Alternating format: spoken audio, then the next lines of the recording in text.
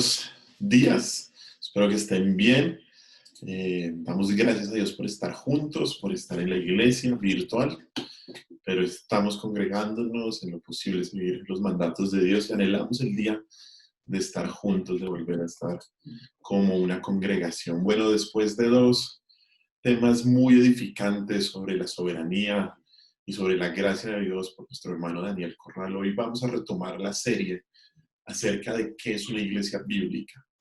Hemos visto una serie de temas y temas muy importantes, como fue el propósito de la iglesia, quiénes deben ser los líderes de la iglesia, características fundamentales como la unidad y el amor, la importancia de pertenecer a una iglesia, y el último que vimos fue la disciplina eclesial. No son temas vitales, temas trascendentales, fundamentales en una iglesia y en cualquier iglesia. Hoy vamos a hablar de otro tema también que como iglesia debemos tener muy en cuenta, y es un tema que usualmente no se habla, y es el papel que tiene la iglesia con respecto a proclamar y defender la verdad de Dios. Este es un tema trascendental, porque hoy no se sabe qué es bueno o qué es malo, qué es justo o injusto, correcto o incorrecto. Hoy todo depende de cómo una persona piense o sienta, y no hay certeza de casi nada. Hoy todo es relativo, y lo que es bueno para una persona no puede ser bueno para otra. Lo que es correcto para alguien puede no serlo para otra. Y esta es una era en donde la incertidumbre es la nueva verdad. Lo correcto y lo erróneo han sido redefinidos en términos de sentimientos subjetivos y perspectivas personales. Hoy la noción de verdad no existe, ya que en el mundo contemporáneo la verdad no es descubierta, sino creada y maleable dependiendo de cada persona. La verdad hoy en día ya no es un valor máximo. De hecho, la duda y el escepticismo son vistos como una forma de humildad, y una fuerte convicción por creer que hay una verdad es usualmente criticada. Pero creer que no existe una verdad tiene consecuencias dramáticas, no solo a nivel espiritual, sino también a nivel social. Miren este versículo, Salmo capítulo 11, versículo 3. Salmo capítulo 11, versículo 3 dice así: si fueren destruidos los fundamentos, ¿qué ha de hacer el justo? No puede hacer nada el justo si el fundamento de la verdad no está correcto. Si los fundamentos de la verdad se destruyen, no hay esperanza. Si no hay un concepto claro de la verdad y lo correcto, ¿cómo se puede juzgar entre lo que es bueno y entre lo que es malo?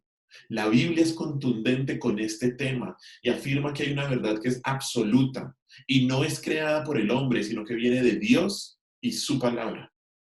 La Escritura no solo lo afirma, sino que llama a los creyentes a defender la verdad de la palabra de Dios, porque es a la iglesia a quien Dios le ha dado su verdad. Mira este otro versículo también muy importante, Primera de Timoteo 3:15. Primera de Timoteo 3:15.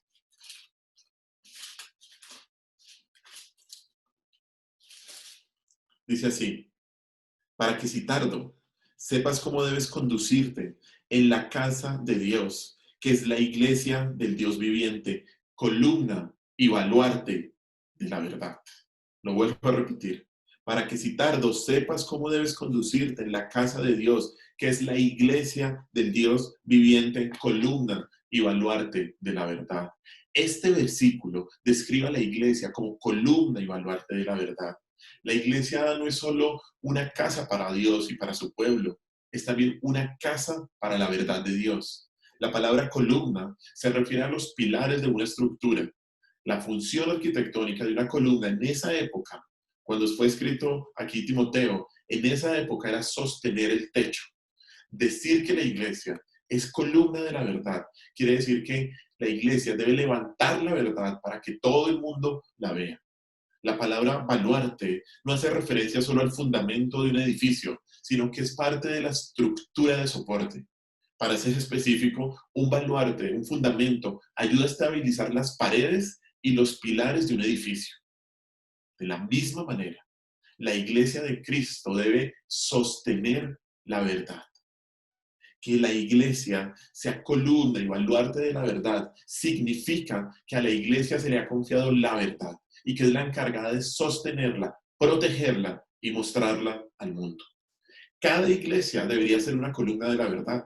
Esto no se trata de que solo una iglesia tenga la única verdad. Cada congregación debe ayudar a reforzar la verdad de Cristo en todo el mundo. Sin embargo, hoy en día las iglesias no están proclamando ni defendiendo la verdad bíblica como la Escritura dice. Los cristianos no solo no proclaman la verdad del Evangelio porque piensan que eso es ofender otras realidades, sino que dudan de que la verdad bíblica es absoluta. Hoy en día la incertidumbre que gobierna el mundo ha influido en la iglesia. La iglesia, que se supone debe defender la verdad, ha caído en las mentiras del infierno. Has caído en las mentiras de este mundo y creen que la verdad absoluta de Dios ahora es relativa. Muchos cristianos no quieren proclamar, defender ni pelear por la verdad bíblica. Ellos piensan que pelear por la verdad en la enseñanza no promueve la unidad. Pero esto es una excusa y una mentira, ya que la verdadera unidad bíblica solo está basada en la verdad. Porque ¿sobre qué pueden estar unidos los cristianos si el fundamento no es la verdad de la palabra? ¿Sobre qué? Tristemente, el objetivo de las iglesias hoy en día es mostrar una iglesia contemporánea que sea aceptada por el mundo, una iglesia chévere, cool y que acepte a todos sin ningún cuestionamiento. Por lo tanto, no se puede debatir si la doctrina del otro está bien o no. Pero hermanos, cuando la mentira se introduce en la iglesia y se hace pasar como verdad, los creyentes no deberían callar. La mentira es un cáncer espiritual que condena a las personas. Los falsos maestros son unos terroristas de la fe que buscan acabar con la iglesia de Cristo. La tarea del creyente es guardar, proclamar y defender la verdad. Y esto incluye exponer el error y las mentiras cuando se presenta. Miremos otro versículo, 2 Corintios capítulo 10. 2 Corintios capítulo 10, versículos del 3 al 5. 2 Corintios 10, 3 al 5, dice así: pues aunque andamos en la carne, no militamos según la carne, porque las armas de nuestra milicia no son carnales, sino poderosas en Dios para la destrucción de fortalezas, derribando, y escuche bien, argumentos y toda altivez que se levanta contra el conocimiento de Dios, y llevando cautivo todo pensamiento a la obediencia a Cristo. Nuestra batalla, hermanos, es una batalla por la verdad. Ahí dice, ahí lo está diciendo. Es una batalla contra las falsas doctrinas, contra las malas ideologías y contra las creencias erróneas. Y el campo de batalla es la mente. Y esta es una gran oportunidad para los creyentes hoy, no solo para erradicar las mentiras que se han introducido en la iglesia, sino para llevar la verdad del evangelio a un mundo que está perdido. La desilusión y la confusión identifican la sociedad de hoy. O la gente no está segura de prácticamente nada y no sabe dónde buscar la verdad. Y la iglesia tiene la respuesta. El creyente tiene la palabra de verdad. La Biblia llama a todo creyente a defender y proclamar la verdad. Por ello, hoy veremos tres razones por las cuales el cristiano debe proclamar y defender la verdad en contra de la mentira. Tres razones por las cuales usted y yo debemos proclamar y defender la verdad en contra de la mentira. Y la primera razón por la cual el cristiano debe defender la verdad y proclamarla es porque es un mandato bíblico, es un mandato de la palabra de Dios. No hay nada en todo el mundo más importante o más valioso que la verdad. La verdad es lo que todos nosotros debemos atesorar. La Biblia afirma que los verdaderos creyentes aman la verdad. La verdad es fundamental porque es lo único que puede hacer libre a las personas. Juan 8:32 dice: conoceréis la verdad y la verdad os hará ¿qué? Libres. Juan 8:32. Además, la escritura nos dice que debemos atesorar la verdad y hacer lo necesario para obtenerla y no dejarla ir. Mira este proverbio, Proverbios 23:23. Proverbios 23:23. Dice así Proverbios 23, capítulo 23, versículo 23. Dice, compra la verdad y no la vendas, la sabiduría, la enseñanza y la inteligencia. Compra la verdad, es lo que nos está diciendo la palabra de Dios, y no la vendas, haz lo necesario para obtenerla. Tristemente, la realidad hoy es otra. Los cristianos no se caracterizan por amar la verdad, sino por el relativismo bíblico. Es deplorable como muchos cristianos dudan de que hay una verdad absoluta que venga de Dios y su palabra. Otros creen que más allá de que la verdad exista, no podemos estar segura de cuál es. Ahora, la lucha por la verdad no solo es externa, sino que también es interna. Pero el deber de la iglesia ha sido siempre confrontar ese escepticismo y responder con la clara proclamación de la verdad que Dios ha revelado en su palabra. Eso es a lo que estamos llamados, mandados y comisionados a hacer. Mira 1 Corintios 1, 1 capítulo 1, versículo del 17 al 25. 1 Corintios 1, versículo del 17 al 25. Dice así Pablo, pues no me envió Cristo a bautizar, sino a qué? A predicar el evangelio, no con sabiduría de palabras, para que no se haga vana la cruz de Cristo. 18. Porque la palabra de la cruz es locura a los que se pierden, pero a los que se salvan, esto es a nosotros, es poder de Dios. Pues está escrito, destruiré la sabiduría de los sabios y desecharé el entendimiento de los entendidos. ¿Dónde está el sabio? ¿Dónde está el escriba? ¿Dónde está el disputador de este siglo? ¿No ha enloquecido Dios la sabiduría de este mundo? Pues ya que en la sabiduría de Dios el mundo no conoció a Dios mediante la sabiduría, agradó a Dios salvar a los creyentes como por la locura de la predicación. Versículo 22. Porque los judíos piden señales y los griegos buscan sabiduría, pero nosotros predicamos a Cristo crucificado. Para los judíos ciertamente tropezadero y para los gentiles locura, mas para los llamados así judíos como griegos, Cristo, poder de Dios y sabiduría de Dios. Porque lo insensato de Dios es más sabio que los hombres y lo débil de Dios es más fuerte que los hombres. No podemos estar tranquilos sin hacer nada. Debemos predicar a Cristo y su verdad. Está en contra de este mundo, pero debemos pararnos como iglesia porque nosotros somos columna y baluarte de la verdad. No podemos estar calmados mientras las mentiras se introducen en la iglesia y se infiltran. No debemos abrazar tal confusión en nombre de un falso amor y una aparente unidad. La verdad siempre está bajo ataque y en realidad es un pecado no pelear cuando las verdades fundamentales están siendo atacadas. El Nuevo Testamento nos muestra en varias ocasiones la importancia de pelear por la verdad y desechar la mentira. Un ejemplo de esto está en Timoteo. Mire, vaya conmigo por favor a Primera de Timoteo. Vamos a ver varios versículos ahí. Como la preocupación del apóstol Pablo era decirle a Timoteo en estas cartas pastorales, era decirle, tienes que pararte en la raya y pelear por la verdad. Y ese es el mismo mandato que hoy nos está dando toda la Escritura. Mire Primera de Timoteo, capítulo 1, versículos 3 y 4. Primera de Timoteo, capítulo 1, versículos 3 y 4. Vamos a hacer un recorrido rápido por Timoteo. Dice el capítulo 1, versículo 3 y 4.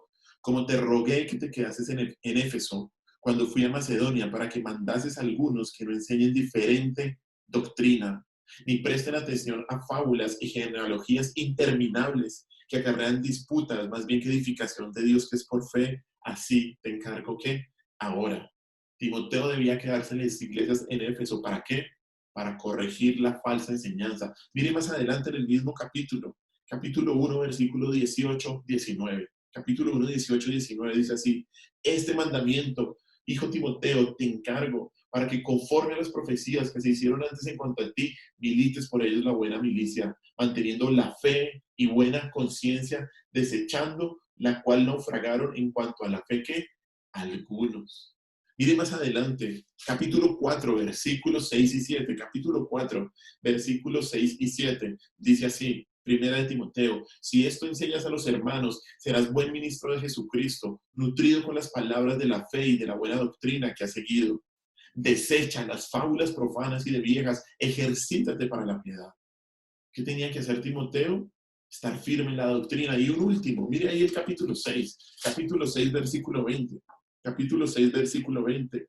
Ya terminando la carta, le dice así Pablo a Timoteo: oh Timoteo, guarda lo que se te ha encomendado, evitando las profanas pláticas sobre cosas vanas y los argumentos de la falsamente llamada ciencia, la cual profesando algunos se desviaron de la fe.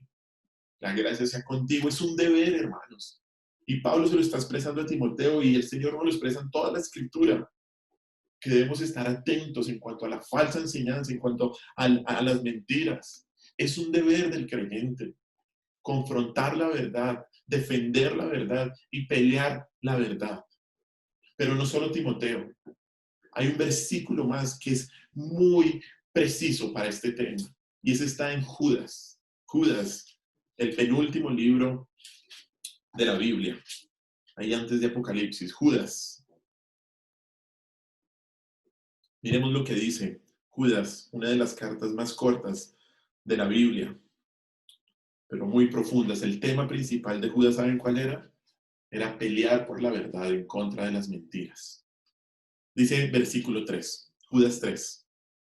Amados, por la gran solicitud que tenía de escribiros acerca de nuestra común salvación, me ha sido necesario escribiros exhortándoos que contendáis ardientemente por la fe que ha sido una vez dada a los santos. ¿Qué está diciendo Judas? Que debemos pelear por la fe. Sí, eso es lo que está diciendo. Judas estaba hablando específicamente acerca de luchar contra la influencia de los falsos maestros que se habían infiltrado secretamente en la iglesia. Mira el versículo 4 de ahí de Judas. ¿Por qué tiene que pelear por la fe Judas? Contender, versículo 4. Porque algunos hombres han entrado encubiertamente, los que desde antes habían sido destinados para esta condenación, hombres impíos que convierten en libertinaje la gracia de nuestro Dios y niegan a Dios, el único soberano, y a nuestro Señor, ¿qué? Jesucristo. Estaban dejando la enseñanza de nuestro Señor Jesús, la obra de nuestro Señor Jesús, por el piso. Estaban diciendo que no había que seguir a Cristo como Señor, que Dios no era soberano. Estaban convirtiendo la vida del cristiano en un libertinaje total. Y por eso Judas se para en la raya y dice, hay que pelear por la fe. Hay que pelear. Las palabras de Judas hacían énfasis en la urgencia, en la absoluta necesidad de la guerra por la verdad. Esta frase describe una intensa, larga y ardua pelea en una contienda. Judas no iba a escribir sobre esto. De hecho, si usted mira el versículo 3, él iba a escribir sobre la común salvación. Pero parece que el Espíritu Santo lo llevó a otro tema y dijo, hay que escribir de esto. Él iba a escribir sobre la común salvación, pero temiendo la amenaza de los falsos maestros, el Espíritu Santo lo llevó a decirle a los creyentes que tenían que luchar por la fe. Y este versículo afirma que estamos llamados a defender la fe que una vez que fue dada a los santos. ¿Qué es esto? Esto es la doctrina bíblica, la doctrina de los apóstoles, la verdad cristiana objetiva. Esta batalla por la verdad es una lucha para guardar el corazón y el alma de las mentiras, para desatar la verdad y rescatar las almas que han sido atrapadas por la trampa del engaño demoníaco. Esta es una batalla que no se gana siendo indiferente, amigable o buscando complacer al mundo. Ni Cristo, ni los apóstoles enfrentaron las mentiras siendo amigos de los falsos maestros. De hecho, nos está expresamente prohibido hacer eso. La Escritura es clara acerca de cómo debemos responder cuando los mismos fundamentos de la verdad de la fe cristiana están bajo ataque. El creyente no puede ser indiferente, no puede ser tímido o con falta de compromiso cuando el evangelio está siendo atacado. Cristo mismo reprochó a las iglesias en Apocalipsis que habían tolerado falsos maestros en medio de ellos. Mire ahí Apocalipsis capítulo 2, allá al lado de Judas, Apocalipsis capítulo 2. Miren estos versículos, versículo 14 al 16, Apocalipsis 2, 14 al 16. Le está hablando ya a la iglesia de Pérgamo, le dice así: pero tengo unas pocas cosas contra ti, que tienes ahí a los que retienen la doctrina de Balaam, que enseñaba a Balac a poner tropiezo ante los hijos de Israel, a comer de cosas sacrificadas, a los ídolos y a cometer fornicación. Y también tienes a los que retienen la doctrina de los nicolaitas, la que yo aborrezco. Por tanto, arrepiéntete, pues si no vendrá a ti pronto y pelearé contra ellos con la espada de mi boca. Y mire más adelante, versículo 20, en otra iglesia que también había tolerado la falsa enseñanza. Dice así, versículo 20, pero tengo unas pocas cosas contra ti, que toleras que esa mujer Jezabel, que se dice profetiza, enseñe y seduzca a mis siervos a fornicar y a comer cosas sacrificadas a los ídolos. Estas iglesias estaban tolerando la falsa enseñanza. Estaban diciendo, sí, vivir de pronto con un poquito de mentira no está mal. Sí, vivir de alguna manera sin santidad no está mal. No, hermanos, no, no. Por el contrario, ahí mismo en Apocalipsis, Cristo alaba expresamente a la iglesia de Éfeso por examinar a los falsos maestros, a los falsos apóstoles y por desenmascararlos. Mire ahí en el mismo capítulo 2, versículo 2. Capítulo 2, versículo 2, le dice a la iglesia de Éfeso, yo conozco tus obras y tu arduo trabajo y paciencia, y que no puedes soportar a los malos, y has probado a los que dicen ser apóstoles, y no lo son, y los has hallado, ¿qué? Mentirosos. Los has hallado mentirosos. Hermanos, la iglesia es columna y baluarte de la verdad. La primera razón por la cual tú debes pelear por la verdad es porque es un deber bíblico que viene de Cristo mismo, viene de tu Señor mismo. Como creyente, tienes la obligación de guardar la verdad y combatir la mentira. Si eres cristiano, si eres un verdadero cristiano, vas a pelear y a defender la verdad de la palabra de Dios. Y esa es la primera razón por la cual debemos confrontar la verdad. Es un deber de la Escritura. Segunda razón. La segunda razón por la cual el cristiano debe defender la verdad es porque la mentira tergiversa la imagen de Dios. La mentira tergiversa la imagen de Dios. La cuestión de la verdad misma, lo que es, y si podemos conocerla a fondo, es uno de los más importantes puntos en disputa entre los cristianos hoy en día. El mensaje de algunos líderes que se dicen cristianos, de algunos líderes posmodernos, es que la verdad absoluta está sobreestimada y que la seguridad es arrogante. Pero decir esto es tergiversar la imagen de Dios. ¿Saben por qué? Porque nuestro Dios, porque mi Señor, es un Dios de verdad. Es un Dios de verdad. Mira estos versículos, Deuteronomio capítulo 32. Deuteronomio capítulo 32, versículo 4. Dice Deuteronomio capítulo 32, versículo 4. Él es la roca cuya obra es perfecta, porque todos sus caminos son rectitud. Dios de verdad y sin ninguna iniquidad en él es justo y recto. Dios es un Dios de qué? De verdad. Otro versículo, Salmo capítulo 31, versículo 5. Salmo 31, 5. Mira lo que dice. Dice así. En tu mano encomiendo mi espíritu, tú me has redimido, oh Jehová, Dios de verdad. Dios de verdad. La verdad, hermanos, está inseparablemente ligada a Dios. Solo Él define y delimita cuál es la verdad. Él es quien revela toda verdad y quien nos dio la perfecta e infalible verdad. ¿En dónde? En su palabra, en su escritura. Mira ahí mismo en Salmos, se lo tienes abierto, Salmo 19, versículos del 7 al 11. Salmo 19, del 7 al 11. Dice así. La ley de Jehová es perfecta, que convierte el alma. El testimonio de Jehová es fiel, que hace sabio al sencillo. Los mandamientos de Jehová son rectos, que alegran el corazón. El precepto de Jehová es puro, que alumbra los ojos. Versículo 9.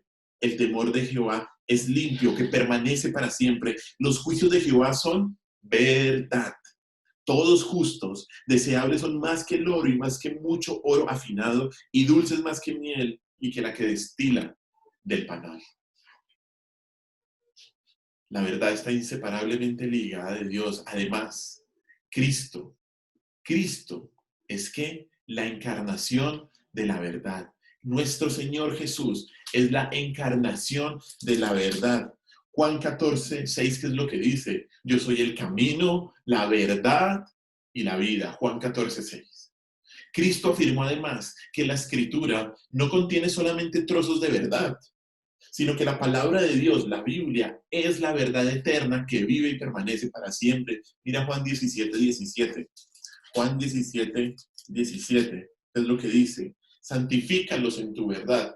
Tu palabra es la verdad.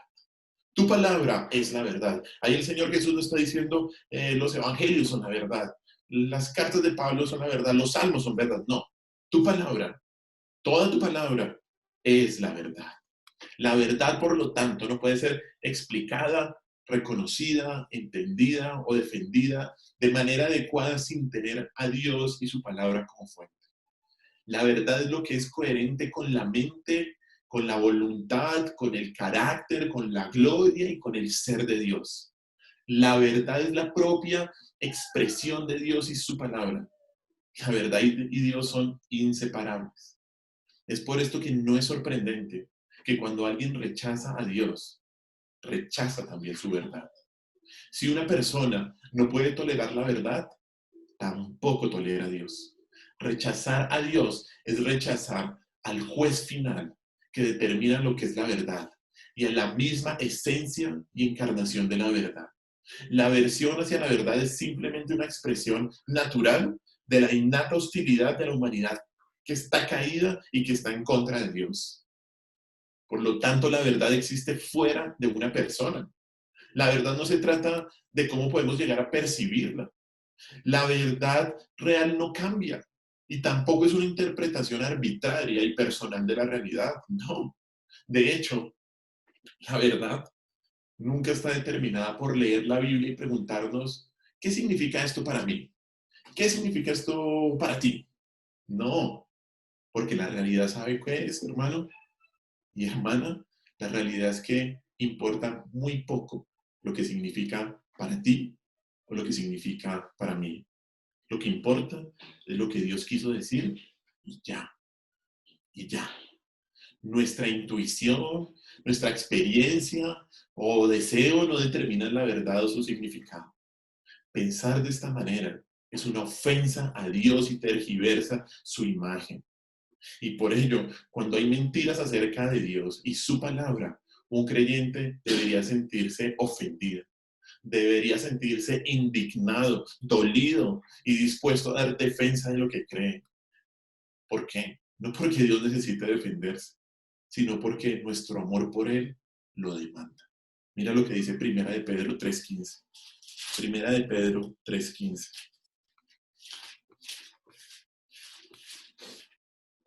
Dice Primera de Pedro 3:15. Sino santificad a Dios el Señor en vuestros corazones y estad siempre, como siempre preparados para presentar defensa con mansedumbre y reverencia ante todo el que os demande razón de la esperanza que hay en vosotros. Siempre, hermanos, debemos dar razón de nuestra esperanza, de nuestra fe, de nuestra doctrina, de lo que creemos de Dios. Siempre debemos estar listos para dar defensa de la fe. ¿Por qué? Porque es nuestro Señor y cuando tergiversan la imagen de nuestro Señor, cuando dicen mentiras acerca de Dios y su palabra, debemos estar ¿qué? Preparados, preparados. Así como no permitimos que digan mentiras y que hablen mal de un ser querido, tampoco deberíamos permitir que la mentira y la falsedad tergiversen la imagen de Dios y su palabra. ¿Por qué deberías pelear por la verdad en contra de la mentira? Porque cuando se introducen ideas que ponen en duda o niegan la verdad de la Escritura, están dudando y negando de Dios mismo, porque la Escritura es la revelación del Dios de verdad. El creyente debe ajustar todos sus pensamientos a la Biblia, a la palabra de Dios. Nadie está autorizado a redefinir lo que significa la Biblia o el término verdad para adaptarlo a sus propios puntos de vista, a sus preferencias o a sus deseos. Se tergiversa la imagen de Dios con ideas subjetivas y relativas de la verdad, catalogándolas como cristianas. La iglesia, hermanos, está llamada a ser columna y baluarte de la verdad. Y eso significa defender la verdad de quién es Dios y su palabra y no permitir que su imagen sea tergiversada. ¿Por qué debemos defender y proclamar la verdad? Hemos visto primero, porque es un deber bíblico. Segundo, porque se tergiversa la imagen de Dios.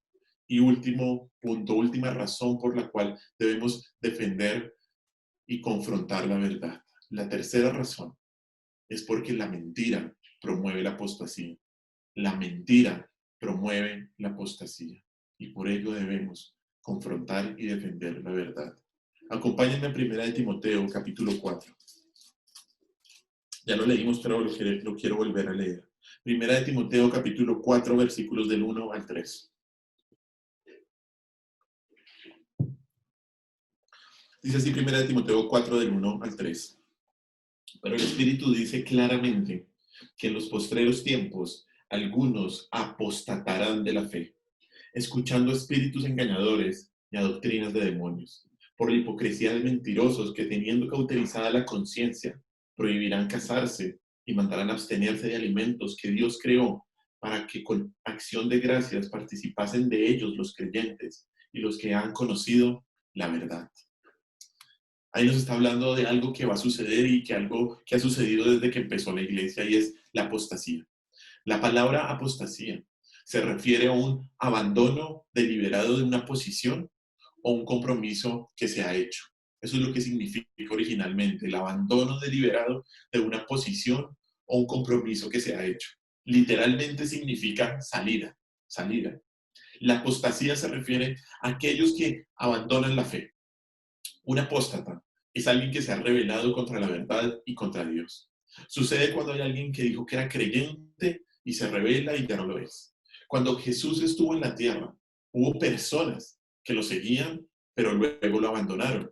Mire que esto también le pasó al Señor Jesús. Juan capítulo 6, versículo 64 al 66.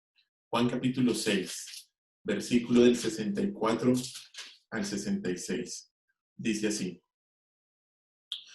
Y les dice y les está confrontando el Señor Jesús. Pero hay algunos de vosotros que no creen. Porque Jesús sabía desde el principio quiénes eran los que no creían y quién le habían de entregar. Y dijo, por eso os he dicho que ninguno puede venir a mí si no le fue heredado del Padre. Y el 66. Desde entonces, muchos de sus discípulos volvieron atrás y ya no andaban con él. Esto le pasó al Señor Jesús. De hecho, el más famoso de los apóstoles, ¿quién es? Judas. Judas Iscariote, el que lo entregó. Ahora, debemos hacer una aclaración. Alguien que nunca ha escuchado la verdad no es un apóstata. Puede ser un seguidor de una religión falsa, pero no es apóstata, porque esta surge de la misma iglesia. Esto no significa que los apóstatas alguna vez tuvieron la fe que salva. Simplemente demuestran que nunca tuvieron una verdadera fe desde el comienzo. Y Primera de Juan, capítulo 2, versículo 19, los describe muy bien. Primera de Juan, capítulo 2, versículo 19. Miren lo que dice ahí. Dice, de hecho desde el 18 quiero leer. Hijitos, ya es el último tiempo. Y según vosotros oísteis que el anticristo viene, así ahora han surgido muchos anticristos. Por esto conocemos que es el último tiempo. Y mire lo que dice el 19. Salieron de nosotros, pero no eran de nosotros. Porque si hubiesen sido de nosotros, habrían permanecido con nosotros. Pero salieron para que se manifestase que no todos son de nosotros. ¿Quién es un apóstata? Un apóstata es alguien que ha recibido la luz, pero no la vida. La semilla, pero no el fruto. La palabra escrita, pero no la palabra viva. La verdad, pero no un amor por la verdad.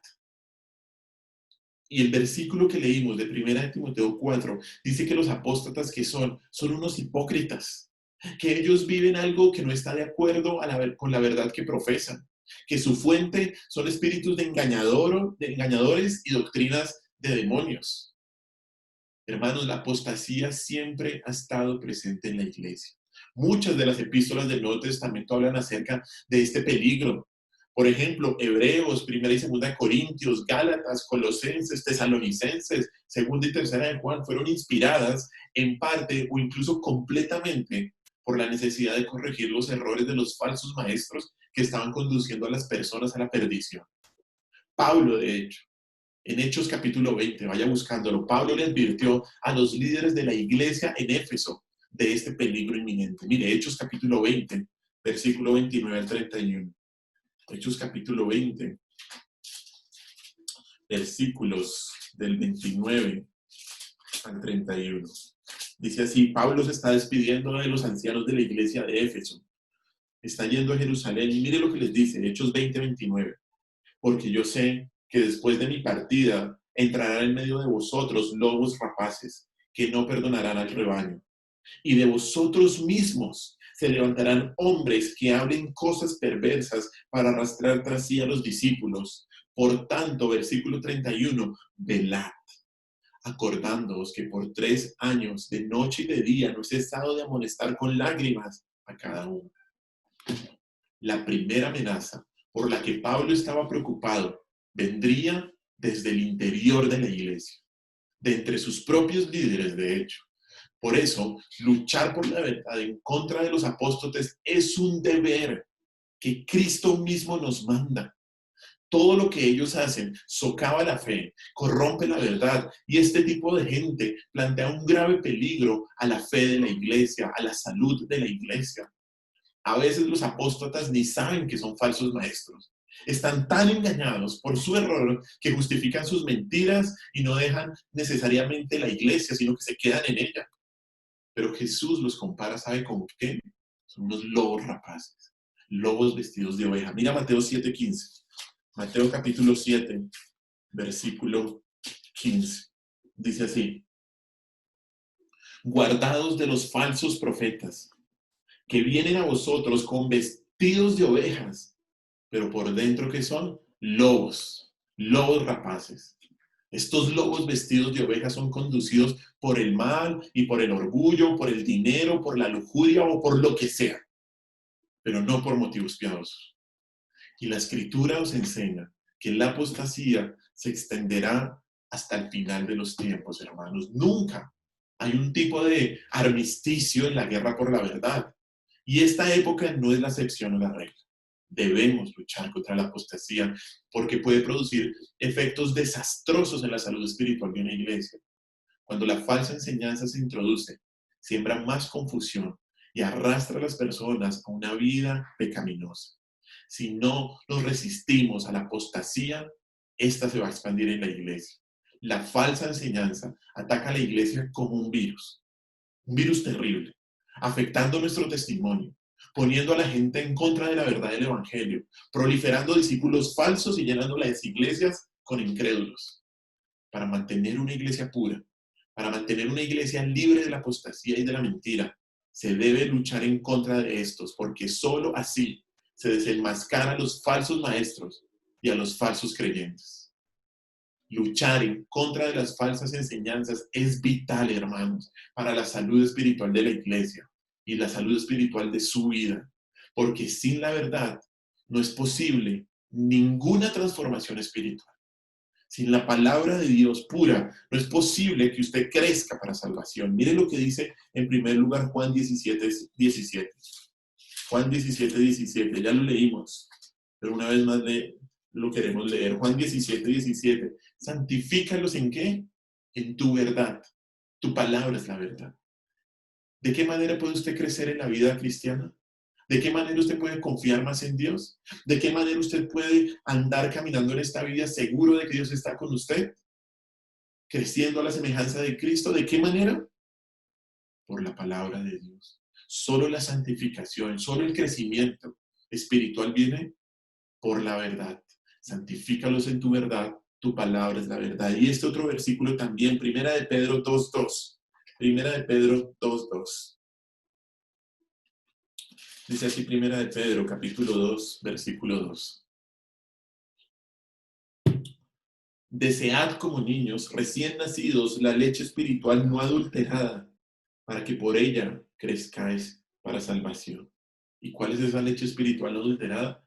La palabra de verdad. Sin la verdad no es posible ninguna transformación espiritual.